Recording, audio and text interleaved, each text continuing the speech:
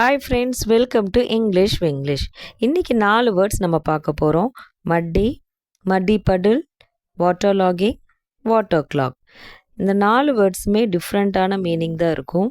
First one பார்த்திங்கன்னா மட்டி, சேறு நிறைஞ்சது. இப்போ மழை பெஞ்சு தண்ணி நின்றுட்டுருக்கிற இடத்துல நீங்கள் கால் வச்சிடுறீங்க. ஃபுல்லாக சேறு உங்கள் காலில் பட்டால் நீங்கள் ஐயோ சேறு பட்டுருச்சுன்னு நீங்கள் சொல்லுவீங்க இல்லையா? அப்போ அந்த இடத்துல இட் இஸ் மட்டி அப்படின்னு நீங்கள் சொல்லலாம். அதே இதில் ஃபுல்லாக சேறு இருக்கிற இடத்துல மழை தண்ணி தேங்கி நிற்கும். அதுலேயே வண்டியெல்லாம் போயிட்டு வந்துட்டுருக்கும். அந்த இடத்த தான் நம்ம என்னன்னு சொல்லுவோம், சேற்று குட்டைகள்னு சொல்லுவாங்க. மட்டி படல், இட் இஸ் மட்டி படல் அப்படின்னு நம்ம சொல்லலாம். தேர்ட் ஒன் பார்த்திங்கன்னா வாட்டர் லாகிங்.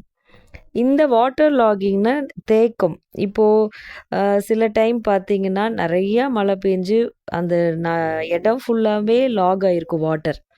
அது போகிறக்கான ட்ரைனேஜ் ஃபெசிலிட்டி இருக்காது. அந்த மாதிரி இடத்துல வாட்டர் லாகிங்னு நம்ம சொல்லலாம்.